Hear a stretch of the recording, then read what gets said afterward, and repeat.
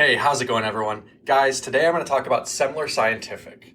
And I'll tell you, this is crazy what we're seeing right now in the markets because Semler Scientific is a smaller healthcare company and they are publicly traded on the stock exchange. They are a company that is, just looking to optimize their capital, right? They don't make that much money. They make about 70 to 80 million dollars a year. And they're not in like the S&P. They're just a smaller company, and they're looking at this and they're saying, hey, how can we optimize our balance sheet? How can we grow our capital?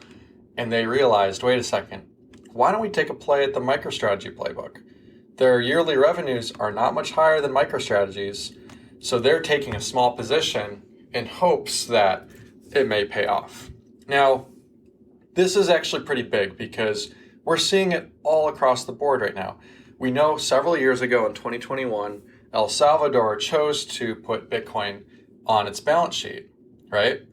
Well, we also know that Tesla decided to put Bitcoin on the balance sheet, and MicroStrategy, and Block, and many others. This is pretty big because we're starting to see certain companies realize, wait a second, fiat is infinite.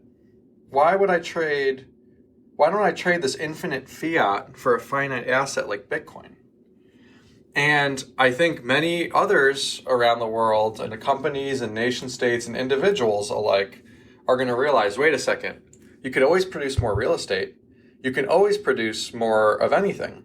What you can't produce more of is Bitcoin. It's hard capped at that 21 million. So we also saw actually another company on the same day or maybe a day before, Metaplanet. They also chose to adopt. So this is pretty bullish that we're seeing both Japanese companies and companies in the United States adopt, because at the end of the day, all companies are realizing, wait a second, should I hold the Japanese yen?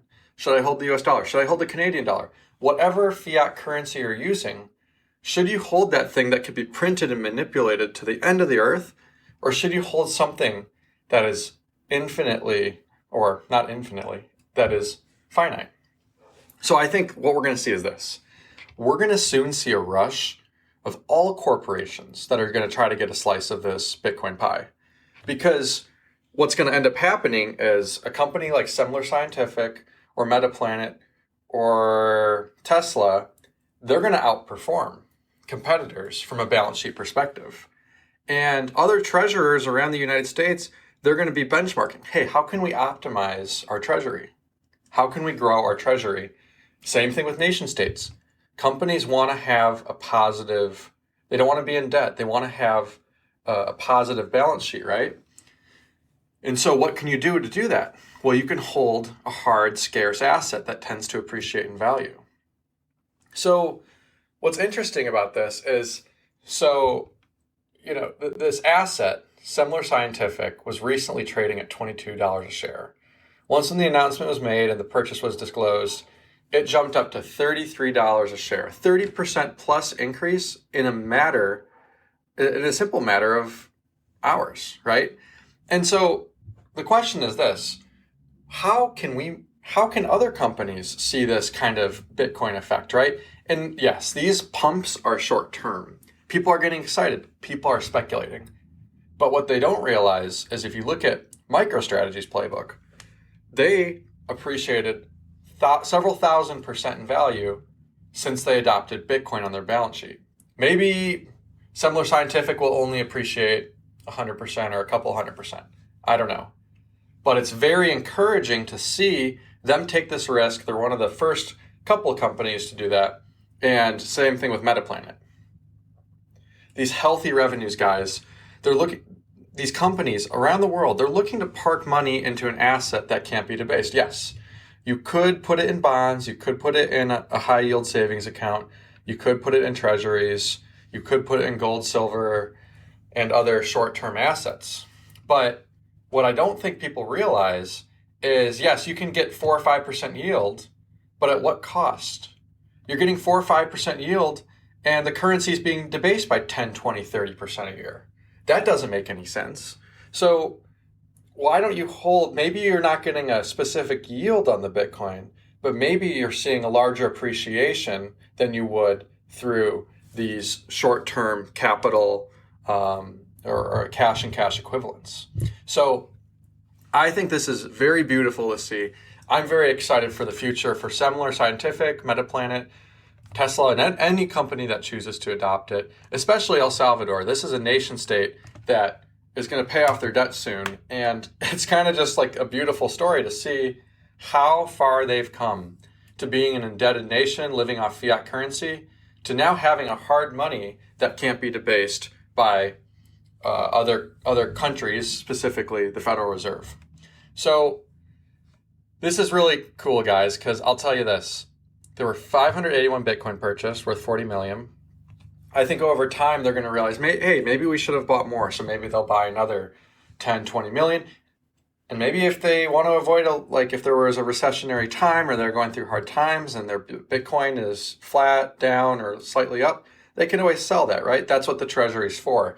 It's for funding your business if hard times come, but also potentially for growth. So it's not like it needs to be trapped in that Bitcoin.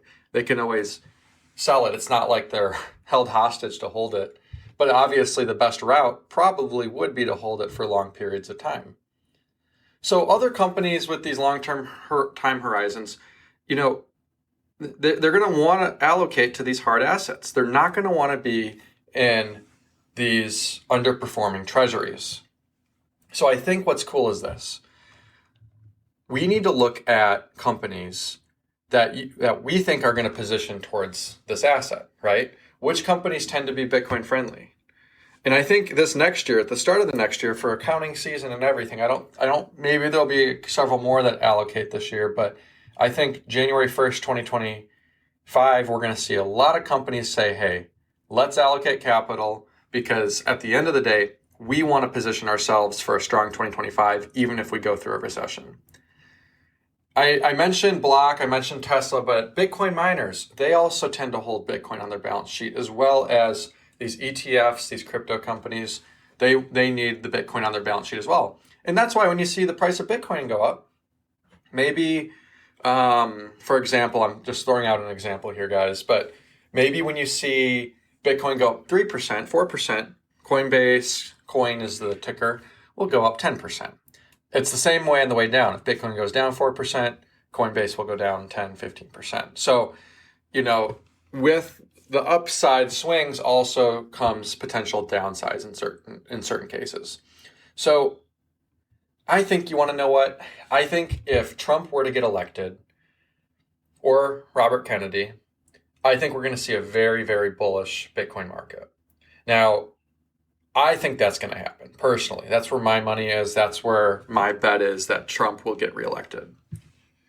We already know that he's more friendly towards this, whether he does it because of reasons he believes in or because he does it because he's told to and it'll win him votes. I don't know.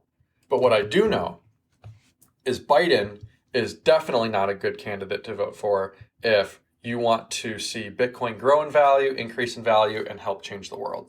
We know for a fact he's been against it. He's been unclear. To be honest, Biden himself, he doesn't know anything about it. But a lot of his administration, his bureaucrats underneath him, they absolutely know nothing about this asset. So that's where I really kind of want to speak up and say, hey guys, we need to move. If you're in Bitcoin or crypto or whatever, or you want to see this industry grow, you gotta really speak up and call out the nonsense with the candidate that is not in the orange party, the Bitcoin party, and that would be Joe Biden.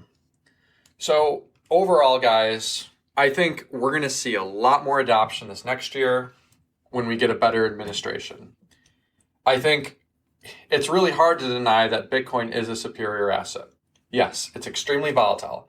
It is a positive or a negative omen to the markets. We all know that.